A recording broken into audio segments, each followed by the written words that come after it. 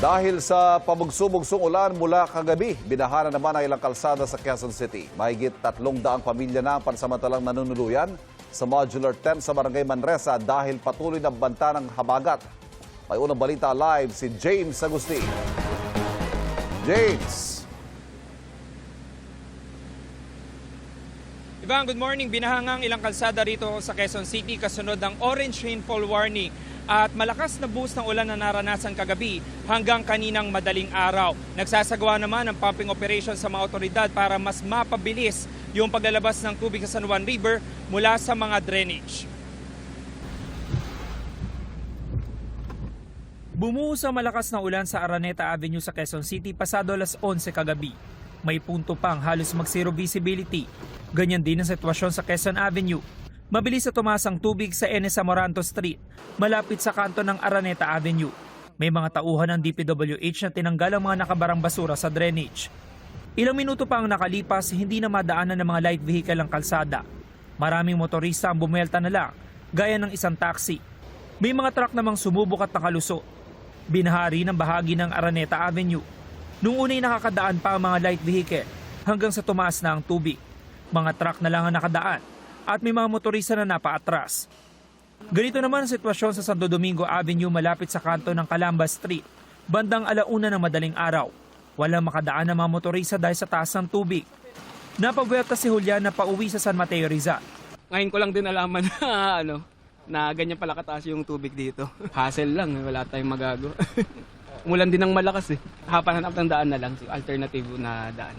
Hindi rin makalusot ang rider na si Reynald, na pauwi na matapos sunduin sa trabahong kanyang asawa. Magpapatila na lang hanggang lumubog. Mahirap po, di makauwi eh.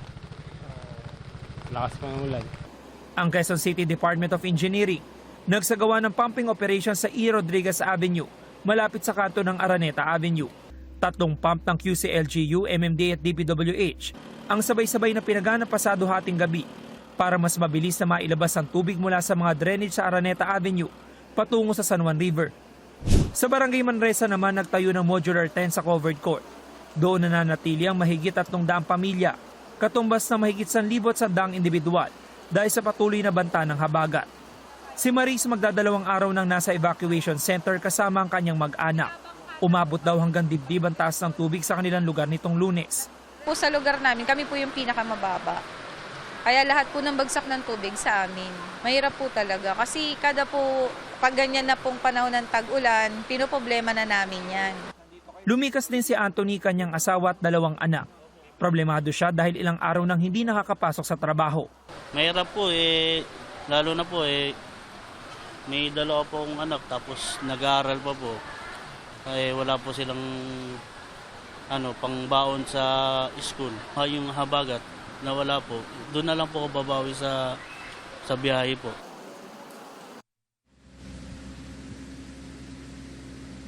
Samantala, Ivan, ito nakikita nyo, ito yung mga pump na operational. Halos 6 na oras na po ito na pinapagana dito sa bahagi ng San Juan River sa E. Rodriguez, malapit lamang sa kanto ng Araneta Avenue. Yung mas malaking pump ay sa MMDA yan, katabi po niyan yung sa DPWH at nagdagdag din ng isa pang mas maliit na pump ang Quezon City Department of Engineering. Sabay-sabay po yan na gumagana. Kanina nakita natin yung isang pump ay bahagya na munang pinahinto pero nung bumuhos ulit ang malakas sa ulan dito sa Quezon City ay lahat ulit ay pinagana patungo dito sa San Juan River. Nakadugtong po yan doon sa mga drainage doon sa Araneta Avenue. Doon sa mga naikutan natin, Ivan, na mga binahang kalsada rito sa Quezon City ay humupa na po yan at sa lagay naman ng panahon ay nakakaranas na lamang ng pag-ambon dito sa lungsod. Yan muna po yung latest. Ako po si James Agustin para sa GMA News.